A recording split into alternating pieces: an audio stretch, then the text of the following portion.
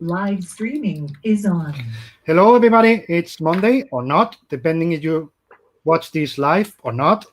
Maybe you are not here because you want to see the Apple thing, whatever they do, because they're doing something, because everybody's talking about something with Apple that I have no clue what it is. So good for you if you are watching the Apple thing or not. Anyway, we're here with my dear old friend, superstar, Rock, Rockefeller of comics, Greg Rucka. How are you, my friend? I'm okay. I hadn't realized you'd scheduled me opposite Apple though, so No, I I think I'm that's like, amused by that. I I have think to that's admit. like in an hour or something. But guys, there's something called YouTube channels. Yeah, You can watch the Apple thing later. yeah. We're more It was. exclusive. We're more special. Fuck up. We're At least- live. We're live. So how's things? How's things for you? How's for the family? Everybody okay?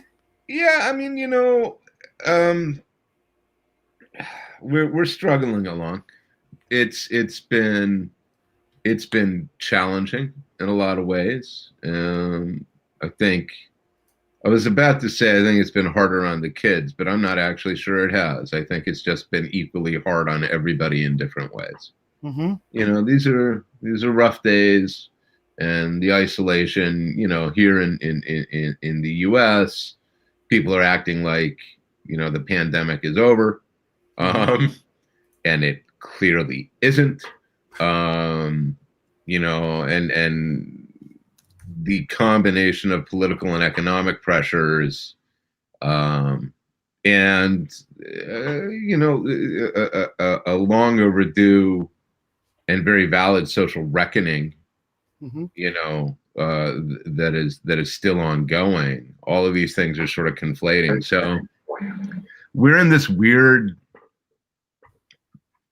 There's been a lot of talk, and there was a lot of talk. The only social media I'm on now is Instagram. I'm not. I haven't used Twitter since August of 2018. So, but I saw and I'm sure everybody's seen these things, that various posts of people talking about this is a traumatic experience. We are living in a traumatic period. And it is traumatic. It's not traumatic, I think, in the root way that a lot of people expected. It's not the same as having been stabbed. But the accretion of pressure is unrelenting. And that's not unique to where I am. That's freaking global, man. So, But all that said, we're surviving. All that said, I'm doing electronic press junkets this week for the movie, right? And that's just weird right there, is that I'm going to be spending the better part of 2 days of this week sitting right here in front of my laptop in Zoom interviews that'll last 5 minutes at a time, going from one thing to another thing to another thing to another thing. And that's just surreal, man. That's just crazy. So, yeah, there you go. What do you miss the most? Going to the movies, hanging out with friends for a beer. Yeah, I miss the people. I miss the people. I was talking to some friends, at the end of last week, and that's the part. It is legitimately the isolation, the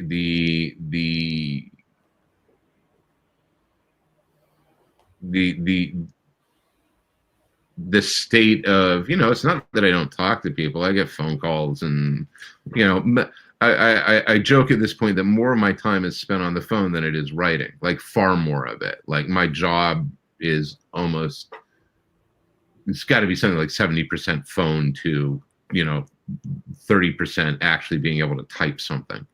So it's not like there's no contact, but it is this weird feeling of it's just not the ideal contact, and it's not the contact. You know what it is? It isn't. there is no recreational choice.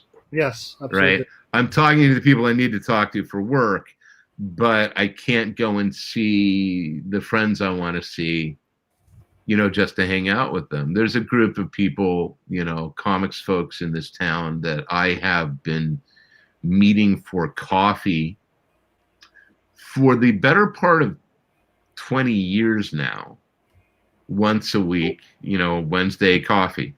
Mm-hmm. And it wasn't until about a month ago that we realized, we could probably try to do it on Zoom.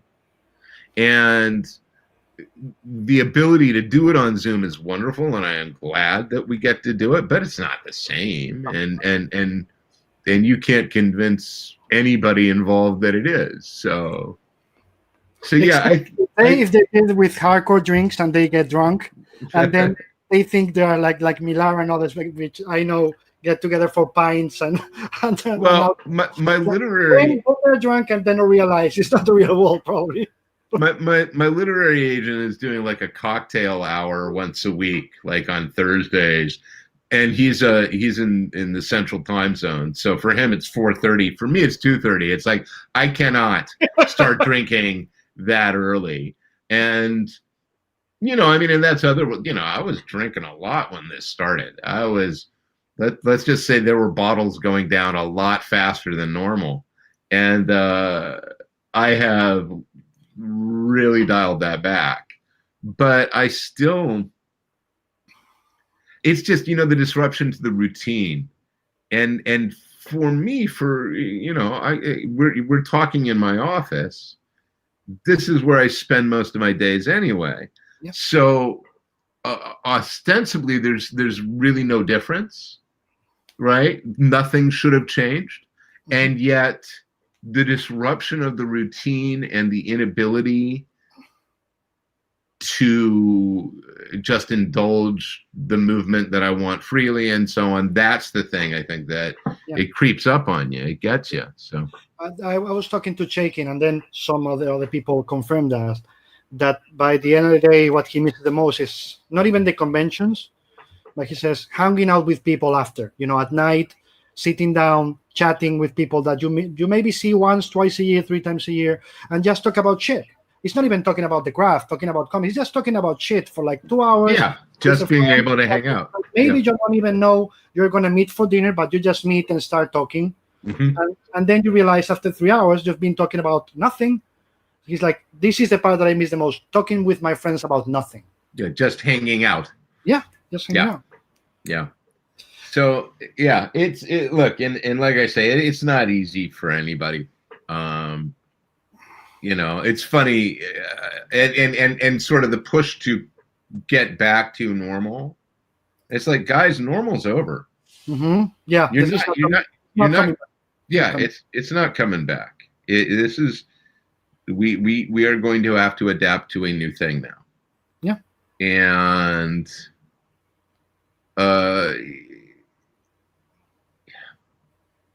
The staggering unpreparedness of the world for this is kind of shameful. It is shameful because they didn't want to listen to the ones who told us about this years ago. Yeah, years ago, we've been told this is going to happen. Yeah. And no fucking government did. No one. No. There's no exception. No government prepared. They just ignored it. Like, the avian flu, the other COVID, blah, blah, blah. It's happened. And in the end, it was nothing. Mm-hmm. Yeah, but you know what? They told you that one of these is not going to be nothing. One of these is going to be a fucking pandemic. And I'm guilty as everybody else. When this started, I just said, well, it'll be another one because I didn't know. But, when you realize it, the main problem for me is that many people saw it. And when they saw it was big enough, becoming bigger and bigger, they didn't react anyway, or didn't catch it, or some, Well, yeah, let's not talk about the federal government's response in the U.S. Okay, I mean, literally saying this isn't a thing. It is fake news. It's like really, and don't even. I mean, the whole argument that the economy is more important than your life. It's like, no, it's actually not. Yeah. It actually isn't. I hate to break it to you. The most appalling thing that I think that has come out of all of this is that the amount of people who have made extraordinary amounts of money, like the rich who have made billions and billions of dollars. Hello there. What are we talking about? Hello, Atticus. Yeah.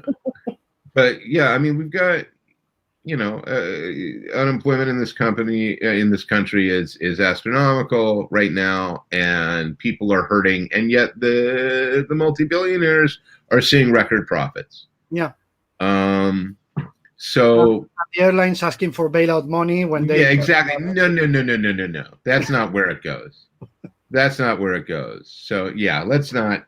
Yeah, look, man, you're just gonna piss me off, David. Yeah, so another thing that I've been noticing with a lot of creators during these days and in these chats is that they keep telling me that even if they don't realize it until weeks later, they suddenly saw their workload, their work input, and they were like, "Shit, I've overworked a lot." Mm-hmm. I haven't.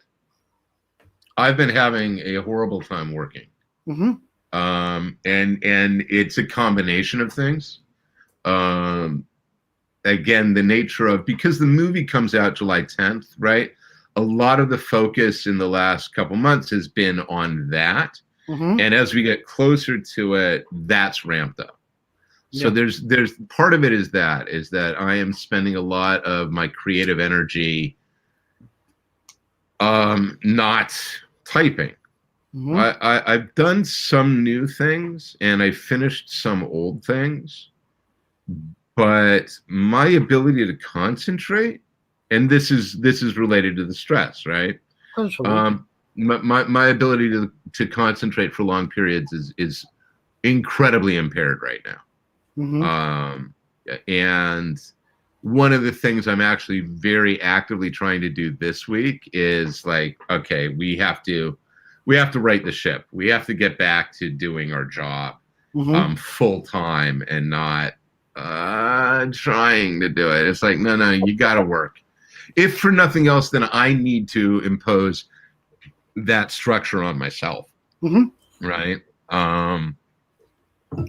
But yeah, man, I have, I know that I'm sure there are people who have like, I've written hundreds of thousands of words and I have 2 novels and a screenplay, and all I can think is, I hope they're good. Because if you asked me to do 2 novels and a screenplay right now, I would give you crap. It would not be good. I suppose I'm somewhat fortunate in that the timing of all this for me personally hit, we were wrapping up the Lois Lane run. Lazarus is pretty well in hand. Michael is finishing up Risen 5. Black Magic was going to come back in June, I think is coming back in July now. So there was a whole bunch of stuff that was sort of teed up and ready to roll. I started a new thing and I liked what I did. That script I was pleased with. What I found interesting was last week in particular, I found myself thinking about novel writing again, which is something I haven't thought about for quite a while. But there are 2 different novels now where I'm like, maybe it's time. Maybe what I need to start doing is saying, okay, you're going to write 3,000 words a day on these things and see what happens. Is anything happening with Lazarus on the multimedia front? God knows. I should have some news in the next week or 2. I asked because as soon as I showed that I was going to wear this T-shirt on social media, people was asking about this. And I appreciate the ask. We've been at Amazon now for a while, and they received what I thought was an excellent pilot, and then COVID came down and production has stopped on everything. And with production stopping across the board, they're not greenlighting anything. Absolutely. So you know, we're out of agreement at Amazon by the end of the year. So if nothing happens there, nothing happens there. Yeah. But it seems to me, I've been thinking about this a lot, and it comes up over and over again. Like, the people who know the property are like, this is a no-brainer for television. Absolutely. Right? This is a no-brainer. Absolutely. And yet it seems consistently that the people who want to give Michael and I money to develop it for television, like the studios, not the people who get involved in the actual work, but the studios who get all excited about it, then immediately have like this weird buyer's remorse. And I actually am coming to suspect it's because somebody higher up the chain actually reads the thing that they bought and goes, wait a minute, they're talking about us. I'm not sure what I feel about this. And so they begin digging in and dragging their feet. But that may just be me trying to ascribe a reason to things that don't have a reason. No, that could never happen. They could. No, it's not that. No. Well, and Hollywood is so weird, right? I mean, it's genuinely strange. Prior to 2017, I had optioned several things, of which only one ever went the full distance. And I wasn't even involved in it, really, right? Which was the Whiteout movie. Whiteout, yes. And my involvement in the Whiteout movie was negligible. I mean, just negligible. So, Queen and Country was purchased by Fox back in 2005. Yeah. Right? And here we are in 2020, and once again, I'm told, well, it's on Ridley Scott's project list, but guess what? Ridley's shooting a movie right now, but he can't shoot it right now because of the pandemic, so God knows. So, I mean, that's a project that's been sitting fallow for 15 years. Yeah. Come 2017, the old guard gets picked up by Skydance. I write a screenplay. By late 2018, Gina Prince Bythewood is on as a director, and I'm doing rewrites with her. By the end of 2018, Charlize is on to play Andy and as a producer, and Netflix has entered the picture. This time last year, and it's funny, I was thinking about this. I woke up this morning, and I was like, wow, a year ago today, I was an hour outside of London, doing night shoots, at this location. And the irony of trying to shoot nights on the longest day of the year.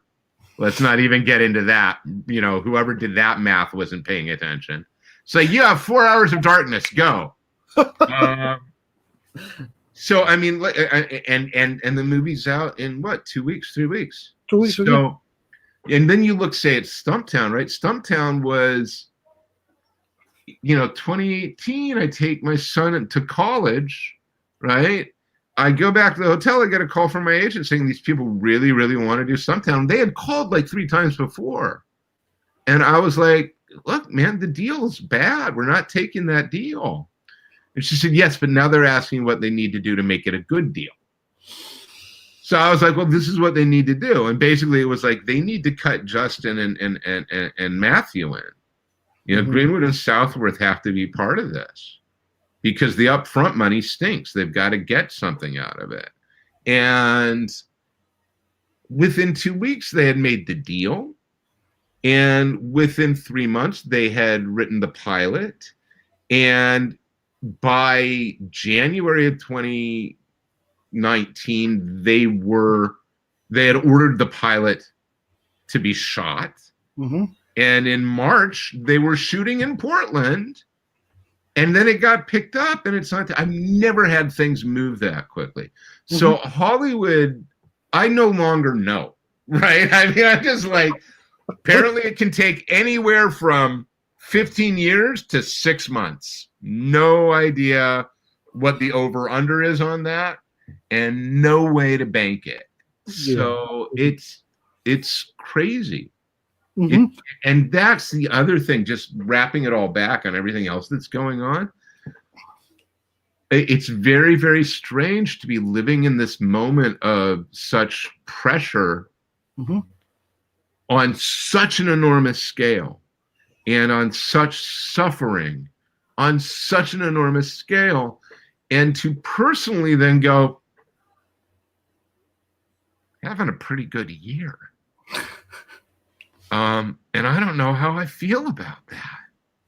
You know, there's its own sort of guilt that comes out of it. And that's absolutely logical. You know, you see the suffering and pain around you, and you'll feel guilty in a way, which is not, you shouldn't, but you can't avoid feeling guilty because, like, you know, everybody's suffering and having a good year. How should I feel about it? Of course, you're human. Well, that's the thing. I mean, we are living in an era of some of the most staggering instances of demonstrable lack of empathy I have ever seen. Like, to such an extent, they don't even pretend. Mm-hmm. Right? Like, it used to be you would turn on the news and you would hear a politician saying, oh, for example, you know, thoughts and prayers, right? Mm-hmm. Yeah. And you would go, yeah, bite me. Right? All you're doing is you're making the word noises. Yeah. But you don't, for instance, believe it. No. These sons of bitches don't even pretend. I mean, they don't even have the courtesy to say, we're sorry you're suffering. They are quite literally like, oh, I'm glad you're suffering. Mm-hmm. More of you should suffer. Yeah. And if you die, we won't give a shit because we just want to make money. Well, and you don't believe you don't believe like we do. You do not look like we do. You do not support what we do. Therefore, you are of no worth. And it is the same thing. It's the commodification, right? You literally have no value. So it's like, yeah, you know what? I'm not going to start swearing right now, but let's just say the fountain of profanity that is welling up inside of me is geyser-like, you know, under its pressure. So yeah, just so you know, this channel is curse is part of my genetics, so it's allowed. Don't worry. Yes, no, I know you very well, David, and I'm amazed that you've gone 20 minutes without just going completely on a blue streak. So yes, it could happen. Give me time. We'll get there. We'll get there. Yes. One question. Since we've been talking about the movies, the novels, the comics, when an idea pops in your head, do you know from the start this is a movie, this is a comic, not a movie, but this is a novel, or this is a comic, or it has to develop until the point where you are like, okay, now I know where I want to, you know, do, in what media I want to do this? Honestly, I don't know how it works. I know that I'll get an idea and fairly quickly I'll know the way I want to do it. Like the concept and whatever it is I'm seeing in my head, the way to execute it comes with it. Mm-hmm. So, for instance, I've had an idea for a novel for about 3 years, and I know it's a novel. Right? To me, it's always been a novel. Now, it may well turn into a graphic novel instead. Right? Mm-hmm. It may turn into something that I'm going to do in a visual medium, simply because I'm not sure I can manage the prose of it, right? Mm-hmm. But as it's originally conceived, I've known it was a novel. There's another Kodiak story that I've been dancing around in the back of my head for about 1.5 years now, and that by definition is a novel. I mean, I've always known it would be, right? This new thing, there are three separate projects I'm developing right now, and 2 of them are being drawn, and both of those, one of them literally came out of a conversation with my collaborator on it. I mean, it was me sitting in a restaurant with that artist and us chatting about It would be fun to do something. So the idea by definition was going to be a comic. But the other one, again, when it came to me, I just knew it was going to be visual. It had to be a comic. So I don't know how it happens, and it may simply be that after having written professionally for some 25 years, I have a good idea of what my tools are in the box, so that when the idea comes, it brings with it the way it thinks it should be told. Yeah, I was gonna say that in your case, I think experience guides instinct. If you know what I mean. Yeah, I think that's very fair, and it's not always correct, right? I mean, going back to Whiteout, I tried Whiteout as a novel, and it just wouldn't work as a novel. It just literally was like, sorry, we're not. I don't know what you think you're doing, but we're not a book, So it very quickly had to be a comic. But yeah, it's weird. I mean, sometimes, and it's not even that there's a mind picture. Lazarus comes about because I saw the opening of the book, and whatever it was I saw in it, I kind of knew it had to be a comic, that it wasn't a novel. So, yeah, I just, and then sometimes, so there's all that, and then sometimes, to be perfectly honest, because that makes it sound all magical, sometimes there is an element where I go,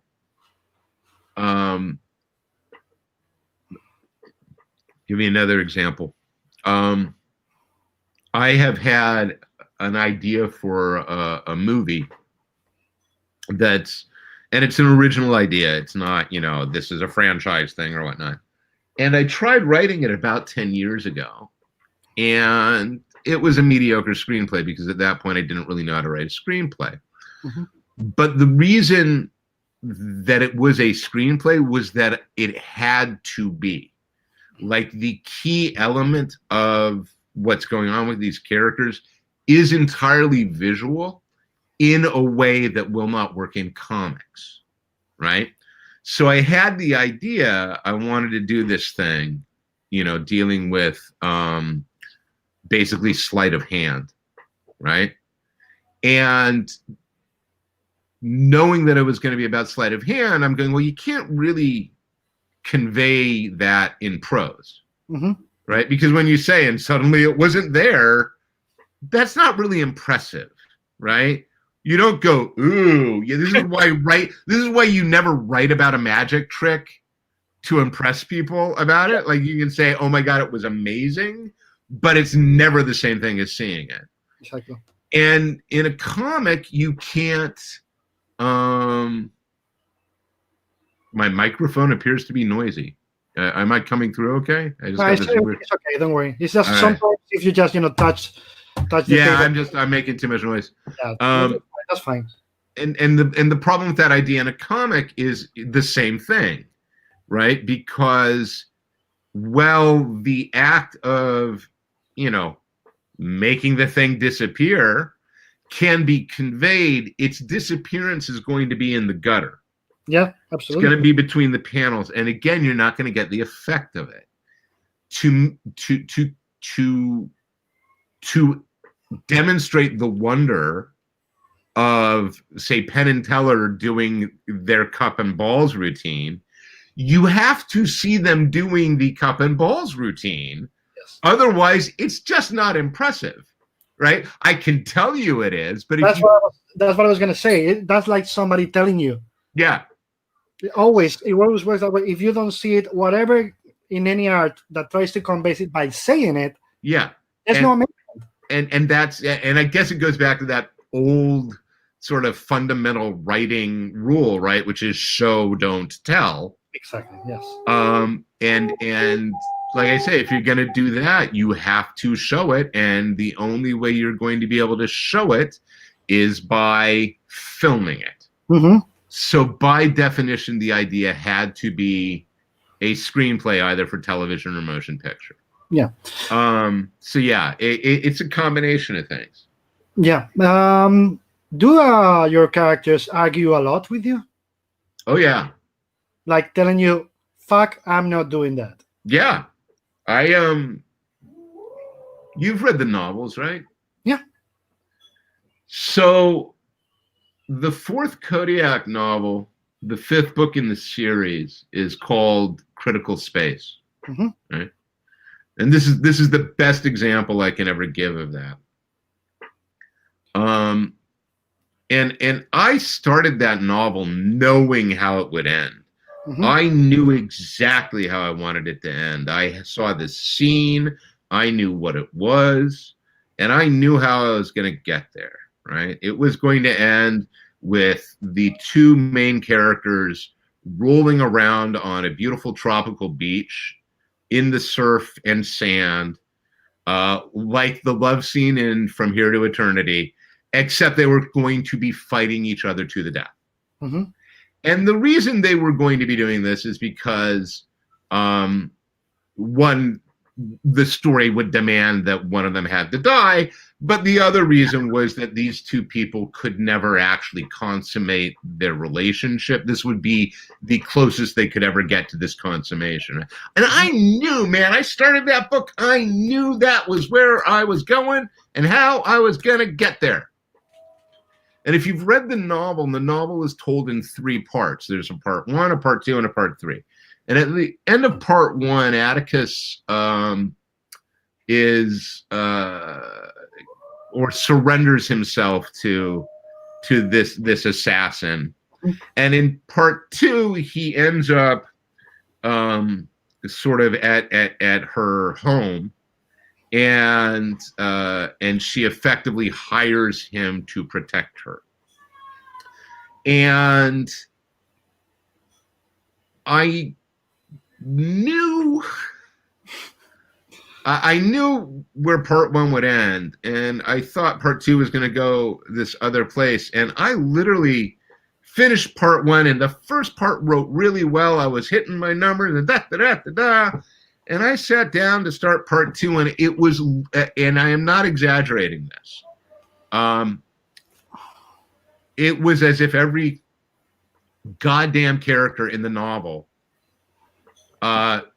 stood up and walked out. I mean, they just literally stood up and went outside with signs saying, Rucka needs to listen to his employees, and no work for bad story, and I literally saw the book just vanish in front of me. It quite literally went poof. Mm-hmm. And I remember sitting there being like, what happened? And I once was on a panel at a mystery writers convention in Bristol, and somebody in the audience had asked, do your characters talk to you or whatnot? And similarly, I've been on a panel where I have had the question has been asked, location as character. And in both cases, there's always some writer on those panels who goes, oh, I don't believe that. And the writer on the Do Your Characters Talk to You was like, oh, no, they do what I say. I'm in charge. And I think anybody who says that, they're lying and they're crazy and they're high. And all I could think is, I'm probably very bad writers. Yeah, I was going to say, I've never read your stuff, but I have a feeling your stuff reads without any passion or heart. Okay. Quite literally what happened in Critical Space was every character knew before I knew that the story I thought I was telling wasn't the story I was telling. Mm-hmm. And the result was a 2-week period that was a couple days of extraordinary crisis. Of course, yeah. And then like 10 days of frantic research as I was like, oh, this is what the book is. I mean, it was me running to Powell's Books here in town and buying like every book I could on ballet, and you know, and fitness regimens and combat training, and going to watch the Portland Ballet's sack lunch rehearsals where you could literally watch them rehearse during lunch, and ended up with one of the best sequences I've ever written, you know, which is the sequence of Atticus talking about this is what it takes, right? And talking about what Elena does to remake him. So, and that's not necessarily unique, you know, that's the most dramatic example of it I've ever had. Yeah. And it wasn't terribly pleasant. It's funny to talk about, but in the moment it's like, oh my God. Yeah, all the walls falling in your head, of course. Yeah. Yeah, and also going, so I have 30,000 words of garbage? I mean, it's just, what am I supposed to do with this? But you know, and I've said this elsewhere, and I think, you know, I think we've actually talked about it before, David, which is I write from character. I always have. And so for me, that means knowing my characters and knowing them in a very intimate way, I guess, in a very complete and a holistic way. And that gets internalized. So it makes a certain amount of sense that, and I don't want to describe it as mental illness or anything like that, because I don't think it is. But it makes a certain amount of sense that when I'm in a project, those characters are living with me. And so the way they think and the way they feel and what they want, if I'm listening, then I'm following them. I'm not pushing them. Yeah, absolutely. Which makes for a better project in the end. Right, but it also makes for a freaking nightmare sometimes, because sometimes they go, well, I'm going over here, and you're like, I did not account for that, and I don't know how you're going to get out of it. Like, I literally don't know how to solve the problem you have just created. You're asking me to go there when I was thinking you would go there, but I was the one who has to fucking solve it. Exactly. That's exactly it. It's like, well, it's all well and good that you wanted to go over there, but now you're asking me to fix it.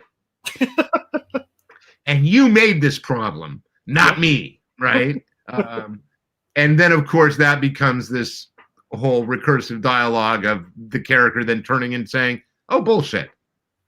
I don't exist because you made me. So you did this to yourself. You know. So there you go. This is why writers tend to be weird. Okay, it's part of being creative. A second part of it is then we go to the collaboration, you know, with your artist. Of course, that involves conversations where they also give you you know, their input, etc. But before that, you know, with Perkins or with Lieber or with Jesus or with Lark or Nick or Leo or Leo, etc. Leandro. Before that conversation takes place, where you guys, you know, talk about things and how they see it, when you start writing, and you know the artist, of course, because if you don't know the artist, you just have to write some generic stuff. That's unavoidable because it's a fucking monthly market, as I always say. Right. In your head, you're already thinking about, okay, it's Leo, it's Michael, it's Steve, it's blah, blah. So I'm going to write this way because I know what he's going to like, or I know how I'm going to challenge him, or because sometimes I've been complaining in these chats about writers who don't write for the artist, if you know what I mean. They just write. Yeah. Well, it's exactly what you said about the guy in that panel. It's like, no, my characters don't argue back. Yeah. Like, when you don't write for your artist, I'm sorry, don't do fucking comics. Yeah. No, but there are people who come in, and I was guilty of this, right? I didn't, and I was guilty of it because, look, I've been in the industry for a while now. It has changed. Yeah. When I came in, writers didn't get to talk to artists a lot. Oh, yes. So it took me a while. It took me a good 5 years before I hit a point where I understood how collaborative it needed to be. And there are a variety of reasons for the delay in it. And some of it is because I was young and arrogant. And some of it was I just genuinely didn't know any better. Mm-hmm. I think the last dozen years of my career in particular have benefited from me correcting that mistake. Mm-hmm. And honestly, this is one of the reasons. And look, I mean, Lois Perkins has absolutely been my collaborator, right? He and I have talked. I give him a script that is literally, Perks, this is what I'm thinking. Attack it how you want to. But one of the things that I think I have found most rewarding in creator-owned work is that it ups the power of that collaboration so much. Nothing goes into an issue of Lazarus that isn't the result of the collaboration in service of the story. Mm-hmm. There is no other concern in it. There's not a concern about, who's under contract, who has to. We are all trying to do the best work we can. And the nature of that opens up a dialogue and debate that I think benefits the work. So given my druthers, I'm going to choose to do work where I can actually have a conversation with the people I'm working with, and where I can write a script saying, okay, I know Leo loves doing the historical stuff. So I want to give him a really good, juicy historical piece, right? In the old guard, the new one in Force Multiplied, I did not know this. Leo is a huge sailing fan. Yep. I had no clue. So when I was writing the sequence, and Eduardo had their own boats and go around. Yeah, that's true. Yeah, I did not know this. And there's a sequence in Force Multiplied, that is about when Noriko went overboard. And my God, the detail on that ship, on this, late 16th century galleon Mm-hmm. in the middle of this storm is staggering. And I got the pages and I was like, Leo. And he was like, yeah, I tried to get it all right. It's kind of my thing. And I was like, and he would do that anyway, so, but I'll give you, there's another example. I'm finishing up the script for Black Magic 16. And I had written myself into a box. And the box I'd written myself into wasn't so much a plot one as it was do I want to make this move in the story? Is that what I want to do with it? Mm-hmm. And I ended up calling Nick, and saying, blah, this is what I got. And her, in her glorious Nicholas Scott style saying, don't worry about it. Just do it. You should do it like this. It'll be fine. And it's like, okay, you know what? When your collaborator says you're thinking too much or you're worrying too much, you take that to the bank. You're like, okay, all right, I'm in. I'll do it. So, it took me a while because I've said this many, many times, I can't draw. There's no comic if you just leave me alone. All you get is a script. All you get is the potential. So, yeah, man, you got to write for the people you're working with. Mm-hmm. And I've also said, and I'm just repeating myself now a lot, but, I can say without too much, I don't think it's arrogant now to say, look, I know how to write certain things. I can write a short story. I can write a novel. I can write a screenplay. I know how to do these things. Mhm. And I know how to write a comic. And the difference between every other thing you're doing, all the other forms, is that when you're writing a comic, it's not a screenplay. It's an epistolary form. Mhm. You are sending a letter to the people you are doing it with. Yeah. And it is a letter that says, this is the story we are telling. These are the important things, I think, in the story. And if you see a better way to accomplish them, by all means do so. Mhm. Right? But these are the important moments in the story we are trying to tell as I see it. Michael comes to me every issue and says, I think you want this, but I don't think this is the way to accomplish it. And I'm like, go with God. You know how to do your job. So, But it also depends on the artist, I guess. But I mean, some artists are going to need, as you well know, there's artists who prefer to have it tighter because they don't feel safe because of artists, or insecurities. And other artists who are going to say, yeah, give me the beats. I'm going to follow beats, but let me on my own. Right. And you take that into consideration when you write for each of them, right? Yeah. Well, and look, just like there are writers who are going to be like, I'm just pounding this out, right? It's just a job. There are artists who are going to be like, I don't care. My goal here is to figure out if I can get a couple splash pages out of this that I can sell. All right. But, obviously those are not. No, but I'm not even talking about that. I mean, depending on artists' insecurities, as I was saying, some artists are going to say, I need it to be as tight as possible so I can, don't have to think or worry because they over worry as usual. And other artists are going to say, just give me the beats because I know where I'm going. Trust me on this. As you said, it's a conversation. So that's what I was asking, if you have to have that into consideration too with the artists you're working, be it Michael, be it Steve, be it Leo, each other. It's like, okay, I know you need me to be as tight as this, or I know you need to be as tight as this. Yeah. Though I think of every artist I work with, I find writing for Michael actually the most challenging. Because his questions are always incredibly incisive.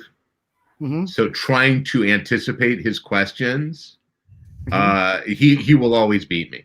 He's always going to come back with a question I didn't consider. And I'll be like, all right, yeah, okay, let me rethink it or whatnot.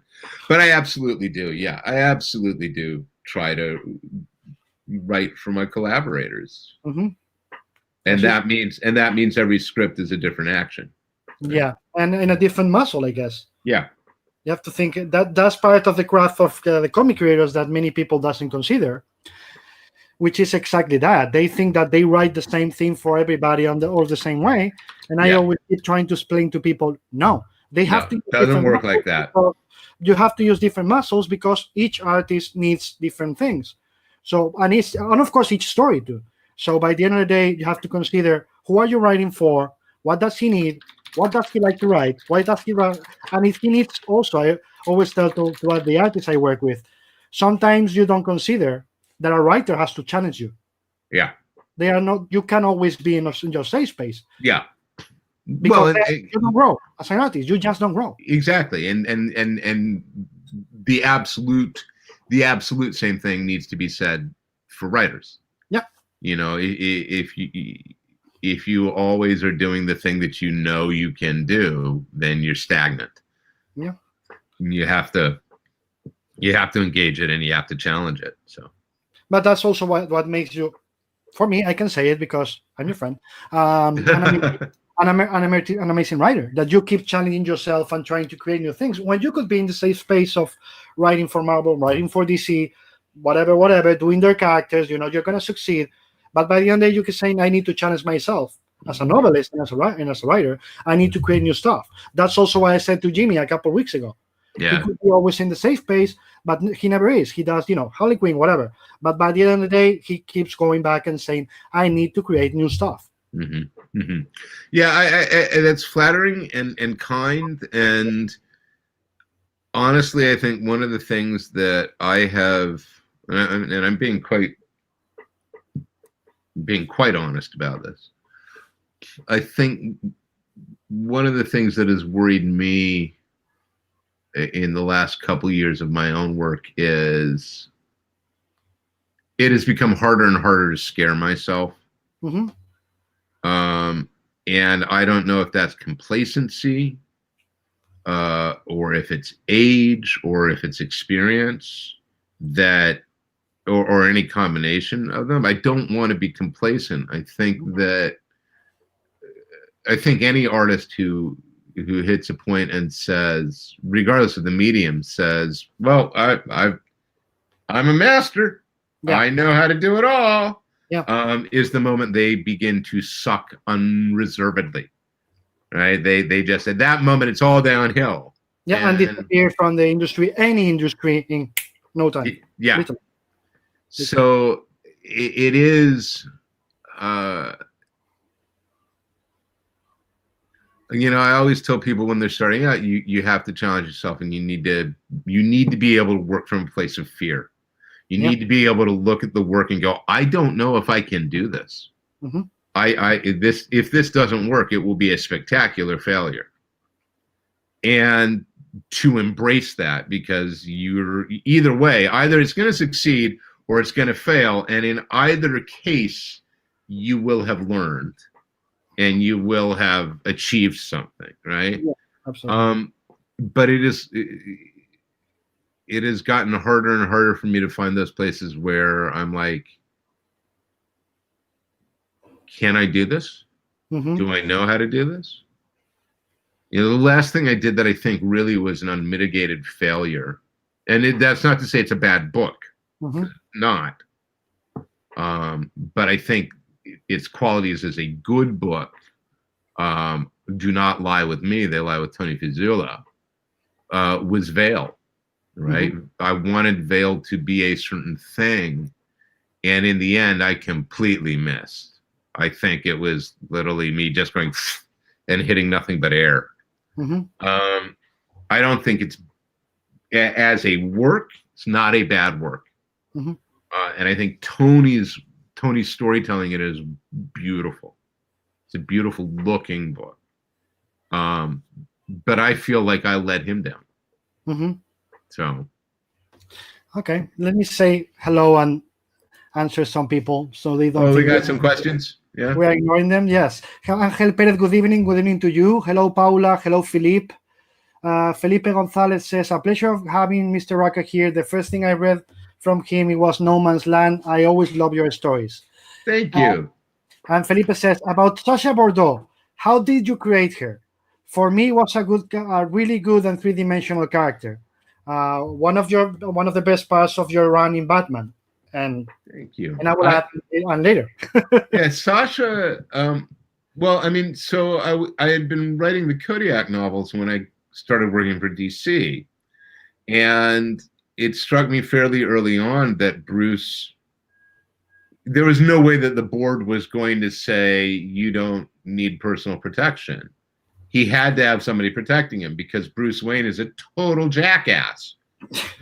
I mean, that's the persona he had created, was I may be brilliant, but I'm flaky and I'm out at all hours. And any board of directors is going to be like, dude, you're worth billions of dollars to this company.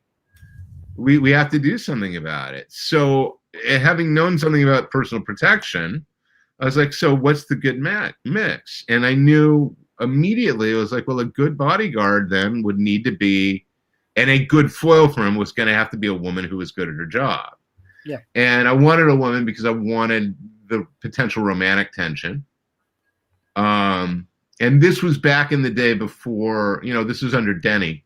Mm-hmm. So this was back in the day before Batman could sleep with anybody he wanted. There was a time when Batman wasn't hopping into the sack with anybody he could manage. Which I actually think was better for the character. I agree. I think it breaks a lot when you don't when that got opened up. Mm-hmm. So yeah, I mean, then it was just a question of going, well, who is this woman? How does she get into this position? And for the story to work, she had to be good at her job and she had to take it seriously. And the second you do that, she becomes more like who Bruce Wayne really is than who Bruce Wayne pretends to be. Yes, absolutely. And it goes from there. You know, this was a woman who wasn't going to say no. And here was this guy who was going to be like, I'm going to get out of this. I'm trying to get out. And it was only a matter of time before she was like, oh my God. Oh my God. Oh my God. You know, so. Okay, let's next. Pedro de Mercader, Mr. Rucka, I respect your work very deeply. For you, what's the most challenging when you are creating noir or thriller stories? Most challenging. I find,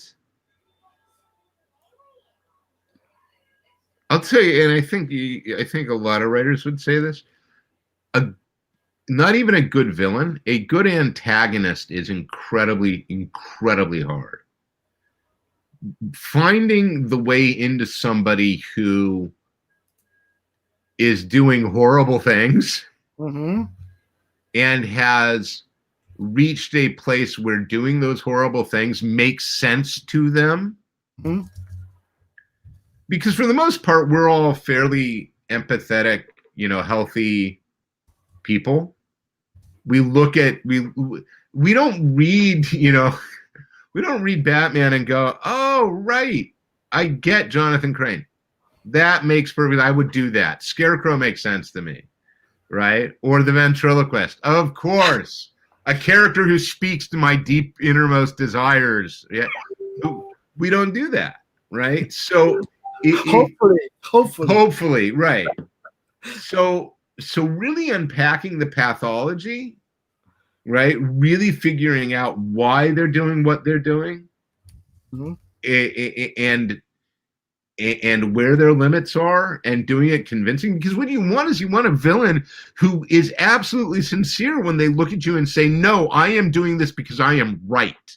And you look at them and go, you're not right. You're wrong. But they can't hear it. That for me is a challenge. Yeah. Let me see what's next. Eduardo Sacristan says, after all these years creating your own characters and also the characters working on characters for, you know, major corporations, your creator own is more and more being known and translated into TV shows, etc. Is it rewarding for you? It feels rewarding and like a great goal that you have achieved? It is incredibly rewarding. It's also kind of, it is also, as an aside, somewhat depressing. Because I look back at a whole bunch of work that I did for DC in particular, and work that they have capitalized on and made a lot of money off of, and for which I have not, I think, received, I and the people I did it with have not received appropriate recompense or recognition. Yeah. And that's problematic. You know, the thing with doing creator-owned work is it's ours. It's all ours. Yeah.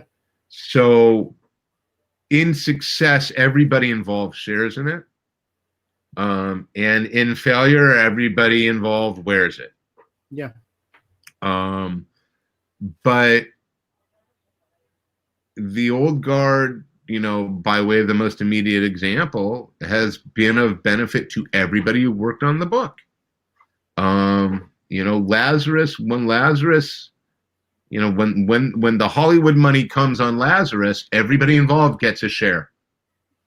And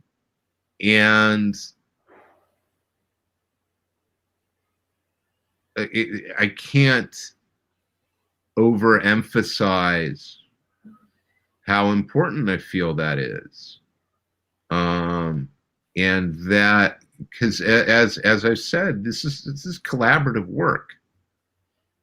These things don't exist without everybody involved. So everybody needs to be able to dip their beak, as they say. Yeah, So. absolutely. Let me see. The decision to Eduardo ask again. The decision to continue Queen and Country novels was yours, I think, but could they come back to comics at any moment? It is possible that in 2021 I can see doing more Q&C. My big problem right now is that Queen and Country has always been fairly closely tied to the real world, and I have no idea what my story would be about about SIS under Boris Johnson, with a relationship with the CIA that is devastated and broken as it is. Now, I have a great idea as to what it looks like after, right? I can tell you what that story is, no problem. But the story as it stands right now, that's the biggest stumbling block, is me going like, I have no clue where to even begin. But I have ideas. I mean, I know what I would do, so. Let's cross our fingers and hope it happens. It's an idiot throwing a bomb. Anyway, Felipe says, in your work, you use some topics as intelligence agencies, strong and smart women, as conspiracies, state secret, blah, blah, blah. Why do you keep coming back to those subjects? That's a fairly complicated question, and because it bundles a bunch of things in at once. I like espionage stories, so that's part of it. I just like spy stories. I started with James Bond very young. I graduated to John le Carré. I have stuck with it since then, right? I have said more than once the Yorkshire television series, The Sandbaggers, was probably the most defining piece of television I ever saw for me in my youth. So I enjoy that stuff, and that's part of it, is I like writing it. The question as to why I tend to favor female leads, in its own way, is kind of the same. I like stories about women. And I like what you get when you play with the gender expectations and stereotypes that exist in these traditionally male dominated arenas. And I also like the I like the way it allows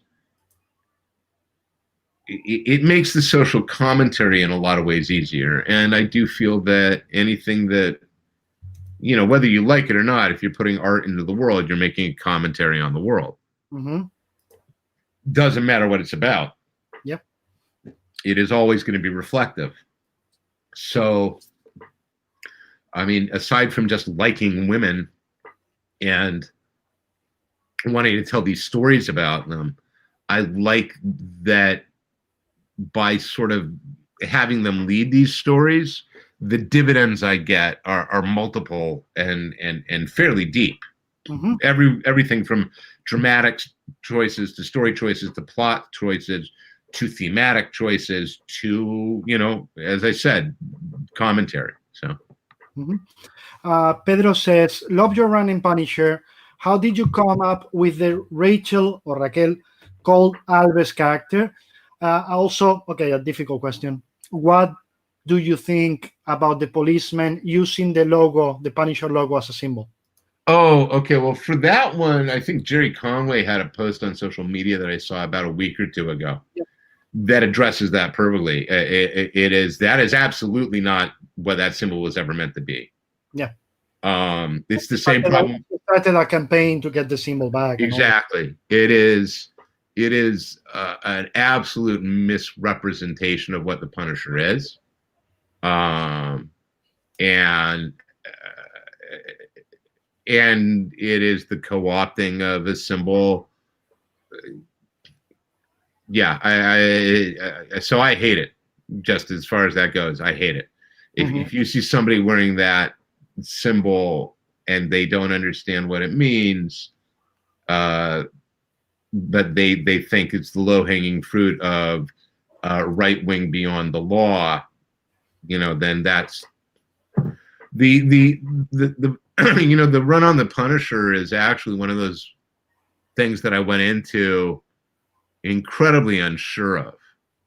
And the further I get away from it, the prouder I become of it.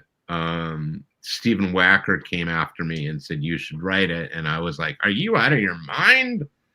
And he convinced me to try it. And I knew very early on that to tell a good story about Frank, I didn't want to be in Frank's head. That the thing that fascinated me so much about the Punisher was just the sheer willpower of the man and the focus of the guy.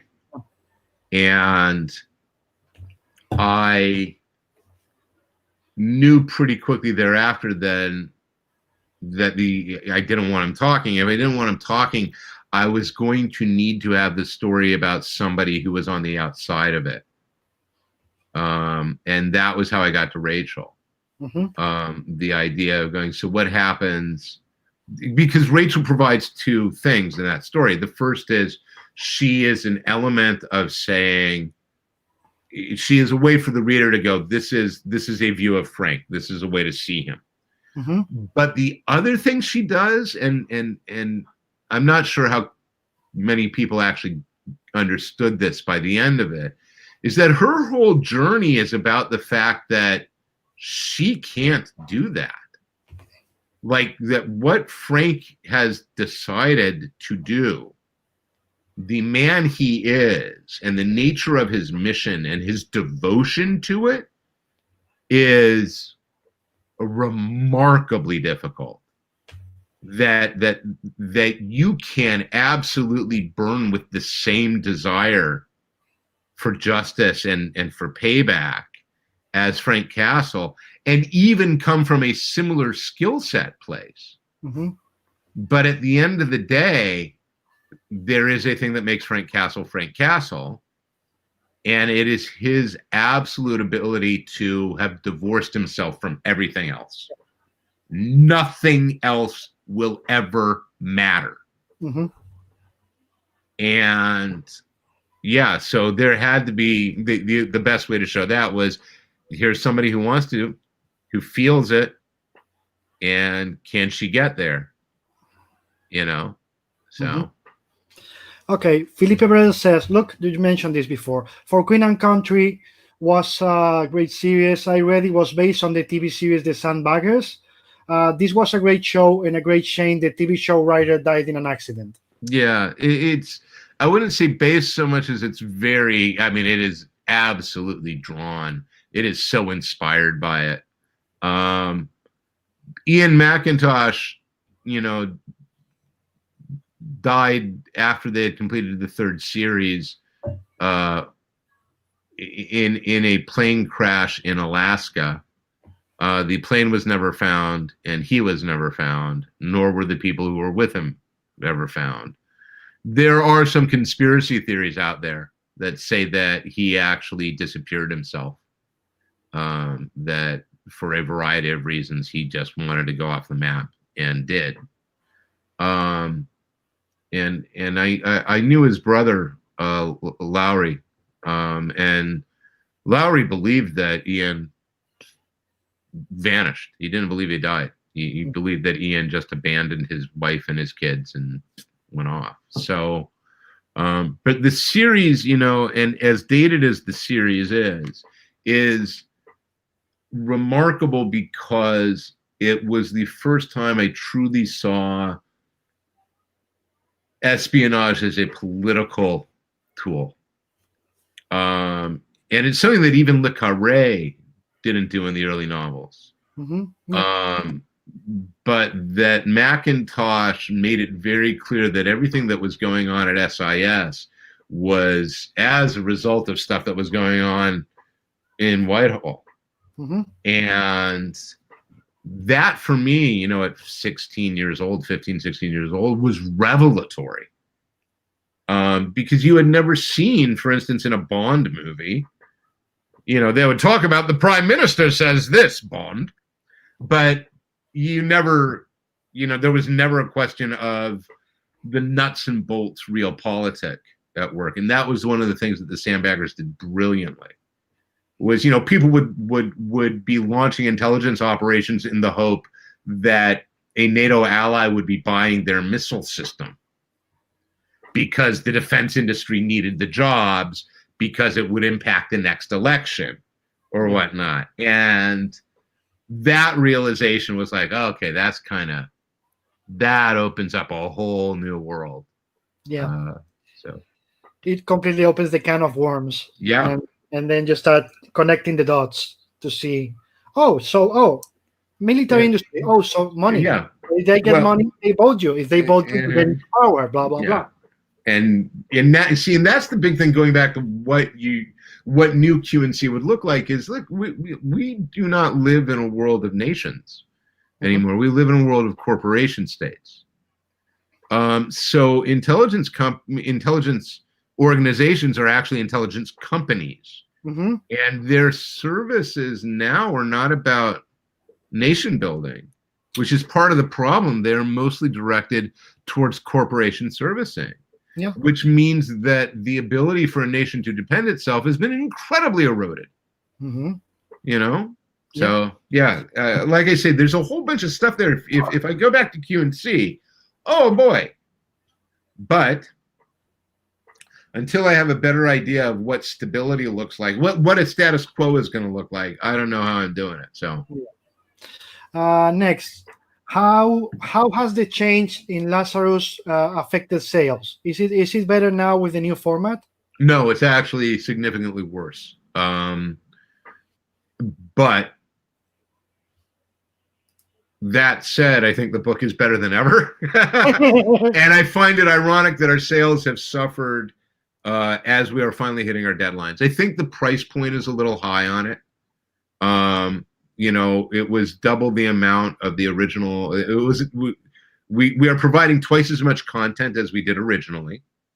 And the price is almost double, but people, I don't think, are willing to pay it.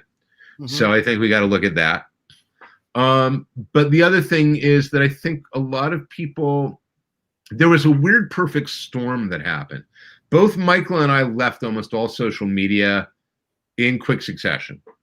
Michael went on hiatus, so the book went on hiatus.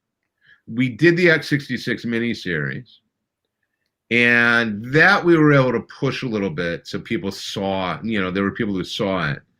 And then we came back with Lazarus Risen, but neither of us were on social media promoting it. Yeah. So I still get emails from people going, is the series over? And I'm like, no, we've been back for a year. It's over here. So part of it is that we have not been great about letting people know it's there.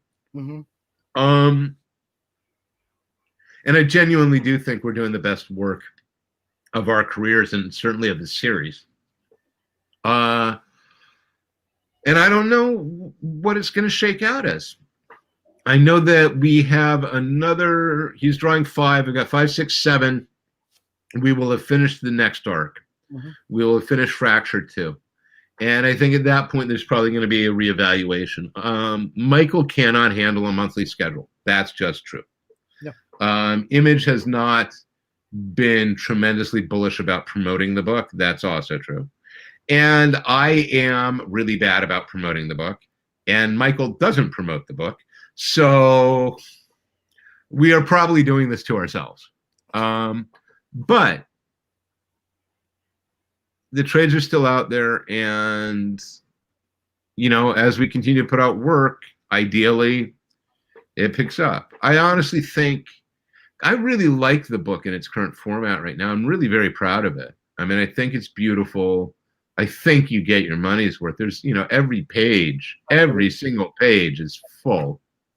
But yeah, we may be asking $1 too much. It may be that we need to come down $1. I don't know. We'll see. Yeah, exactly. We'll see. But the book is absolutely worth it. It's I've been seeing it since the beginning, as you well know. Yeah, You you've keep been there from the start. yeah, you keep taking it higher, Yeah. higher and higher. And Michael keeps, your stories keep getting better. Michael explodes every fucking page. Let me Yeah. say it that way. So the book is, they get their money's worth. Hell yeah, hell yeah, they get Yeah, it. I am proud of it. So Okay, Locke from Howard says, how was the creation of Gotham Central? And what kind of collaboration did you have with the script with Ed Brubaker? How did you do it? Gotham Central came about because Ed and I were at the late Denny O'Neill's home in Nyack for a Bat Summit as Denny was getting ready to leave and Shrek was going to come into the group. And he and I hadn't met before. And we were standing outside on a break and we were talking about loving cop stories. And we both discovered that, and I had been doing the cops and detective. We both knew, we both discovered we wanted to do this cop book. So you jump about a year later into the process, and it was Ed, who had worked with Michael and brought Larkin, and we managed to convince DC to let us do this. And we pretty quickly set up a working order where we were going to divide the book into shifts, and he would take one shift and I would take another shift. And my shift was going to be pretty logically drawn out of the detectives that I had created for Detective Comics. And Ed was able to create his shift out of whole cloth. So that we were really, really good about talking to each other about what we were doing separately and giving each other room to run and sort of backing each other's play. And then when we knew we would be doing stories together, we would get on the phone and we would quite literally break the story in the call and then divvy up the pages of an issue. Mm-hmm. And it was, back in those days, everything was 22. So he would get 11 pages and I would get 11 pages. And we would beat it out very clearly. We would know, okay, this needs to happen and this needs to happen and this needs to happen. And, oh, I want to do this thing with Renee and Chris. And, oh, I want to do this thing with Marcus and Nora, for instance. And we would send the document to the editor and to each other. And it would be like pages, 1 to 3, it's going to be this. And Ed will write it.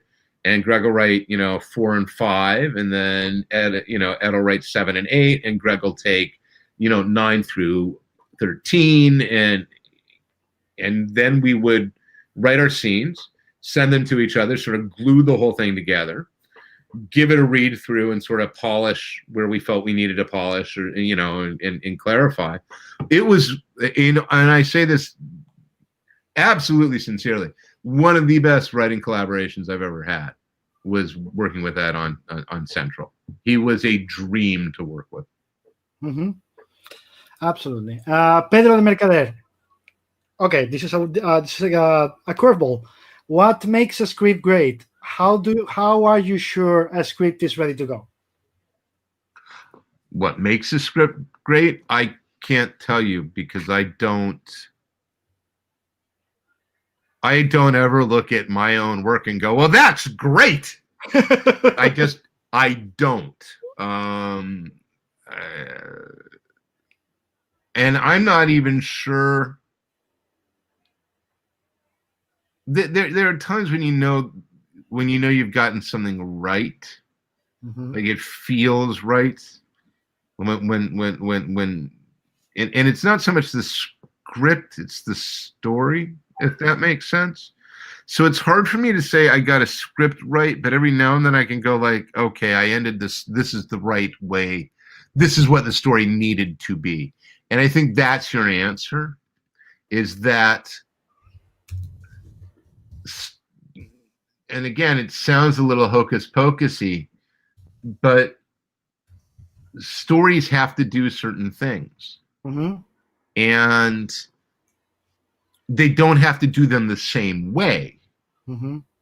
And they don't all have to do the same things.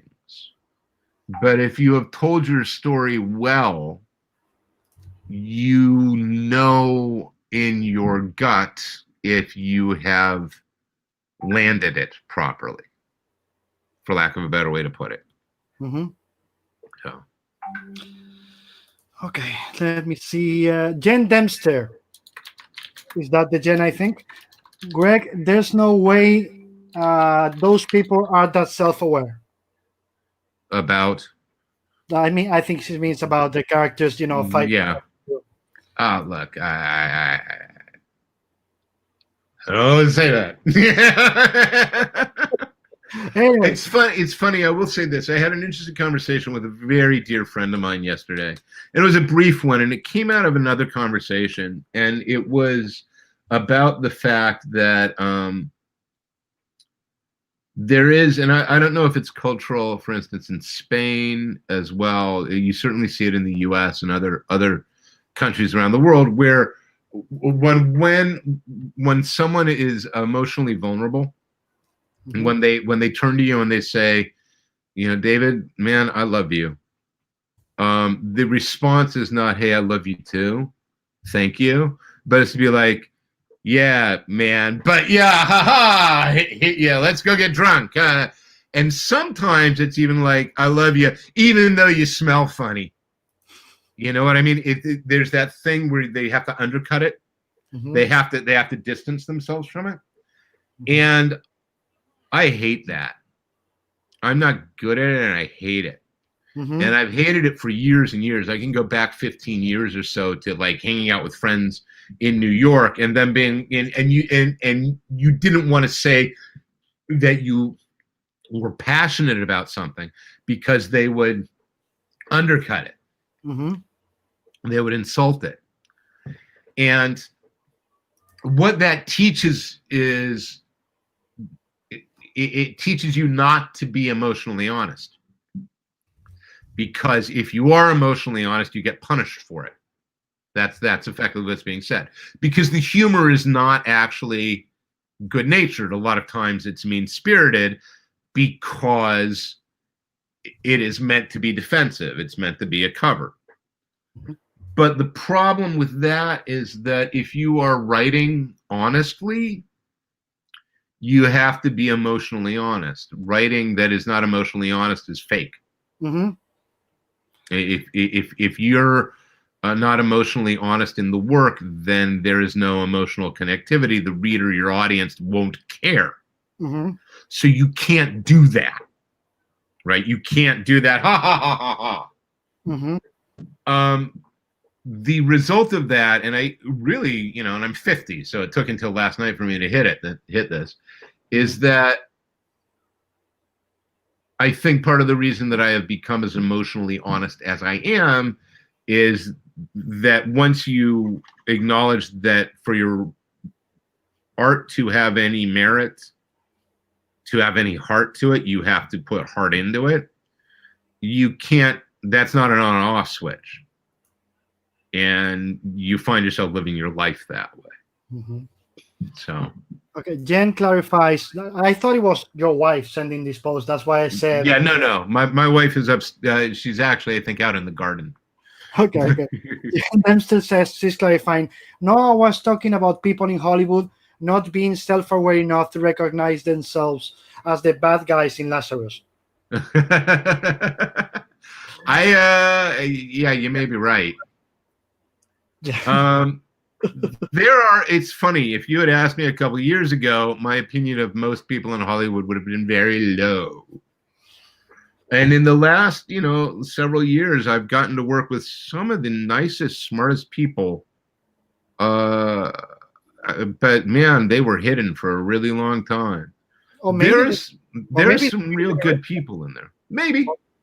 Though, I'm working with some people who are my age, so. You are the new generation. Yeah. Oh, so, Traders21 asks, how did you end up writing the script for a Spanish video game, ARK, The Great Escape? Yeah, so I was approached about it. And Sergio Prieto, who was sort of the driving force behind it, and he reached out to me and we talked, and I was like, okay, I'll try it. I don't feel that I was as good as it was a new experience for me, and it was trying to learn how to do a thing. But man, those guys were wonderful. And it was a lot of fun. Mhm. It was a lot of fun. And they were, yeah, man. And honestly, I'll be perfectly honest as well. One of the things I was hoping we would be able to work out is me getting another visit to your fair land, which has yet to come to pass. And boy, howdy, I'm ticked off that all the convention plans we had talked about for this year, gone. So It'll happen. I know. It'll happen. You know me enough. It'll happen. Yeah, eventually. But yeah, In any potential place in Europe you want to go that I'm involved, boom. Sooner or later. sooner or later. Eventually, we'll get there. Let this boring apocalypse with no red clouds or bleeding rain, etc. And we'll get over it. Okay, so Felipe says, Batwoman nowadays is one of your most recognized creations. Why did you not continue writing her adventures? I like your run and also G.H. Williams as an artist and writer. Are you watching the TV series? Let's go to the second question. I haven't seen the series.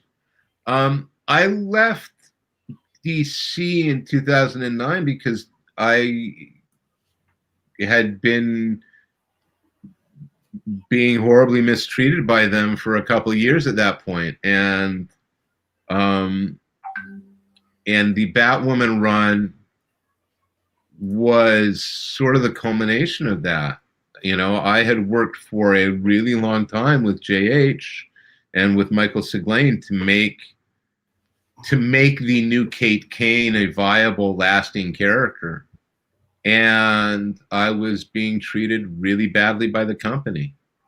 And they were making me so unhappy that I can't, I'm not exaggerating this. I was sick. They had made me sick. Basically following the completion of 52, they treated me worse and worse and worse and worse and worse. And I was going to say that 52 for me, I remember the situation. Yeah. And it was the tipping point. It was. And I stuck around for too long. And they did not try to make it better, and they kept lying to me. And they did actively lie to me. They promised me things that they then did not give me over and over again. And I had a phone call with Dan DiDio where he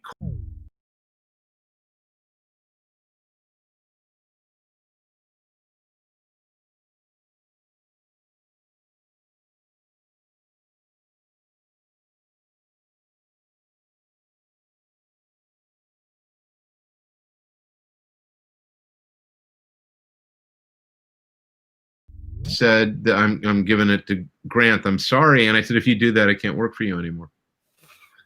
It was literally the straw that broke the camel's back. And Dan said, ha ha, we'll figure it out.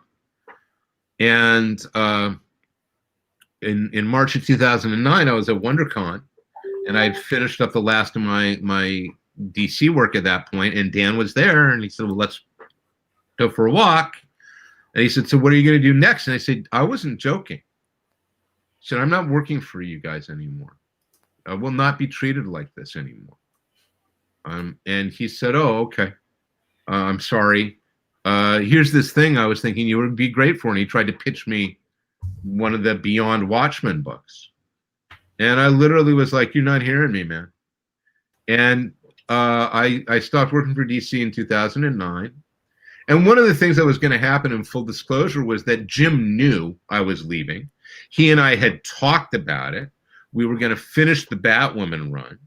And then we had been talking to Marvel about doing something together, and then trying to do something creator-owned together. And DC, when they realized, oh, he means it and it won't be working for us anymore, immediately went to Jim and said, how much money will be required to keep you? So what they wouldn't do for me, which was say, what can we do to keep you? They immediately did for Jim. And so Jim and Hayden took on the Batwoman run. Yeah, I'm still bitter as fuck about it to this day. It was insulting and it was hurtful and it was a betrayal as well. Mm-hmm. To have gone into a very scary situation when you're a freelance writer. When you're a freelance, you don't have a paycheck unless you're doing work. And I was literally, one of the reasons why I stayed at DC for so long is I didn't have another paycheck, right? So I was getting sicker and sicker and more hurt, and I was scared to leave. So my willingness to leave had to be that, where was I going to make a living?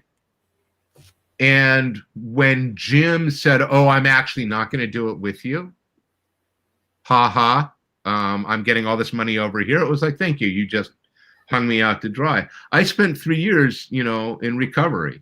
I was suicidally depressed. I mean, I was contemplating suicide, at a certain point. I was not healthy. I was very sick for a very long time. And it wasn't really until I started doing Lazarus, that we began working my way out of it. But it was, I left because I had to. It was either that or it was going to kill me. Absolutely. And it really was. I'm not exaggerating. They would have killed me. I would have ended up with a heart attack or something.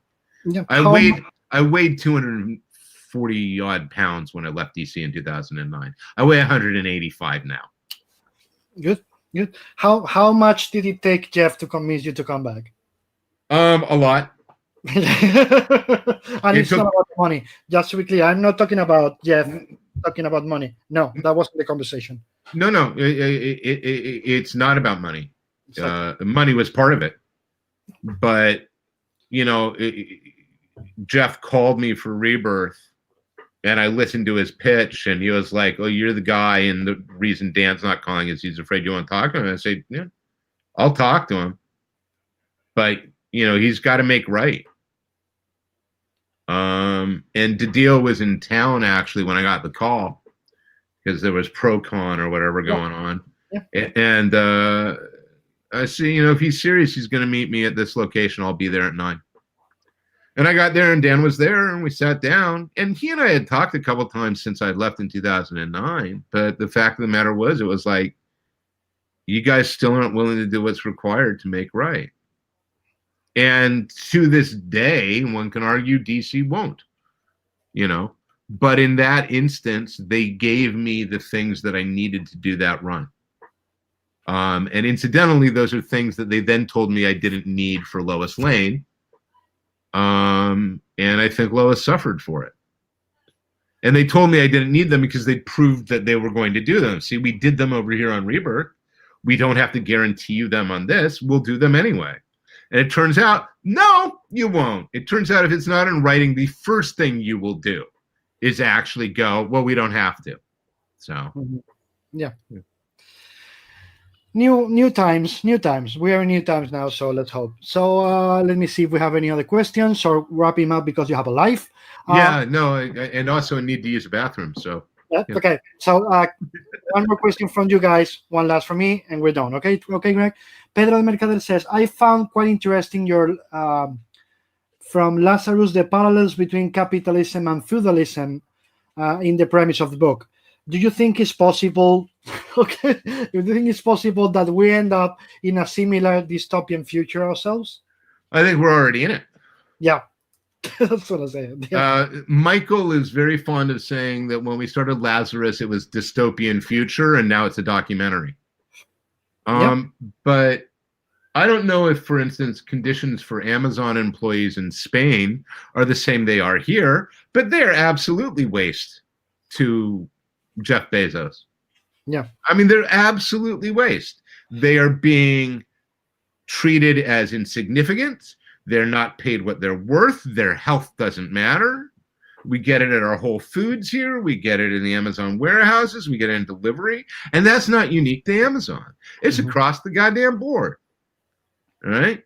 And if you look at, in particular, the political situation in the U.S., and the political situation in the U.S. is not unique. It's exactly what's happening in the U.K. We know it's in Australia. It's already done and dusted in Russia. I can't speak for Spain, but at that level, It's all about the money. Anybody in service, anybody in these positions of power right now are only looking to make money for themselves. Yeah. Now here they can do the same with Amazon because of the European Union laws and all that. Mhm. But of course, they are the worst paid, the worst treated, etc., etc. Yeah, They're it's going to go out of their way to fuck with them. yeah. It is a remarkable act of greed. Yeah, I mean, here, a remarkable act of greed. The man has so much money that he would not notice it. Yeah, absolutely. If he gave every single employee who worked in his warehouses and in delivery a $20 an hour raise, he wouldn't even feel it. Absolutely. If he gave them all health care, he wouldn't even notice. Yeah. So to answer your question, yeah, we're fucking living in it. The number of people who, Lazarus comes out of a couple things, but one of the things it comes out of is reading the Oxfam annual report of 2013 that said something like 84 individuals control 90% of the world's wealth. Yeah. The last time I looked at the report, it was down to something like 16 individuals.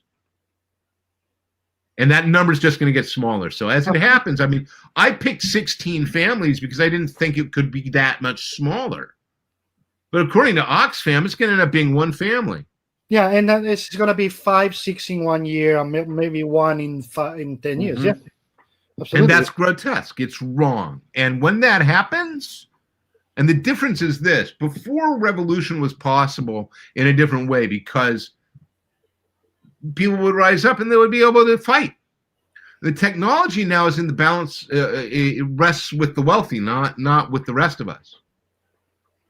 And that's my fear, is that when the time comes, they're all going to survive because they will have insulated themselves. So yeah. Anyway, change the subject. And your last question, yes. Exactly. No, I didn't forget. Don't worry about it. Where do we go from now? Just the hippie thing that we are going to go to get better. We are going to be a better society. Blah blah blah. I don't believe so. I just think we're going to get more extreme in both sides, which is good and bad. But how old is Ariel now? 6. She just turned 6 in April. So I believe that we will survive this. And I believe that we will be better for it. I think it's important to remember that progress socially is very, very slow until it happens. In the same way that progress technologically is very, very slow until it happens. Before everybody had an iPhone, there were no iPhones. Right? Then everybody had an iPhone and the world changed. Before people could talk about sexual abuse, there was more abuse. Before people could talk about queer and transgender rights, there were no queer and transgender rights, right? As these things gain momentum and power, they get recognized. I believe in the main that more people are good in their hearts than bad, that more people have empathy than don't, that more people want to live a full life and want others to have the same without impairing one way or another. And I think one of the things that we are absolutely living in right now, and we have been living in for about 15, 20 years, is that, like I say, I'm 50. I think the generation coming up behind me and the generations behind them take for granted so many things that we had to learn about social justice, about the way the world should work, that their impatience and intolerance with it not being it is now erupting. And the flip side of that is that what you were seeing in large part in, for instance, the UK with the Brexit bullshit and their cowardice, Yes. and with the U.S. and the Trumpeteers and Hissy Fitler's bullshit, is you are seeing the traditional centers of power, which are universally white and have penises, and are now old and sagging, looking around and going, oh my God, I don't recognize what the world is. And they are scared, and they are doing every fucking thing they can to keep it from changing. And the thing is, you can't. All you can do is try to slow it down and make it more painful. But at the end of the day, there are going to be more people who believe and want to, for instance, not be racist than there are people who say, no, I am racist and I want to be, right? There are more people who will discover, for instance, that systemic racism has existed all along, and have the courage and the strength of heart to go, and I have been complicit in this and I need to make right. Then there are who go, oh, no, I had nothing to do with it. And the people who are going to fight it will do everything they can to fight it. And they may well take it all the way to bloody. But they're going to lose. They're dying. I mean, they are quite literally dying. They are literally dying. And good. They have overstayed their welcome. Absolutely. Their time is done. And time's up. They got to go. I just as a comment, I have 5 young female creators, in the same panel a couple of weeks ago. Some of them, trans, some of them are bisexual, lesbian, etc.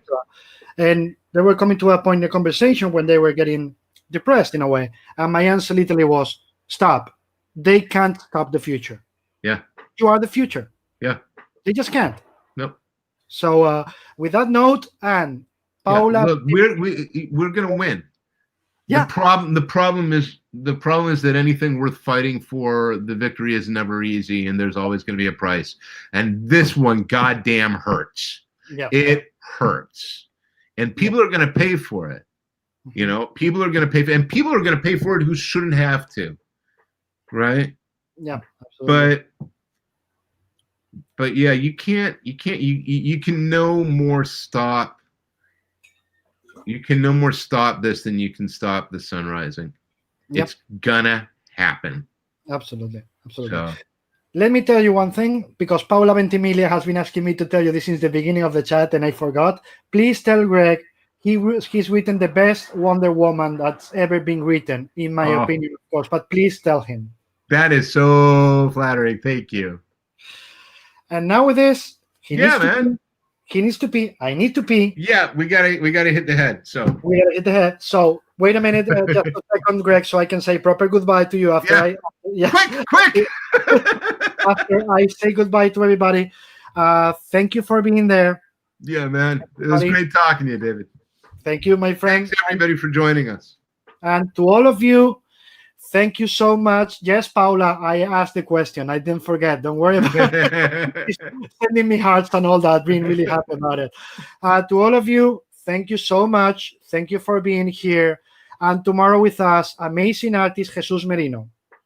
Take care and have a good day. And I'm going to cut the feed in 3, 2, 1.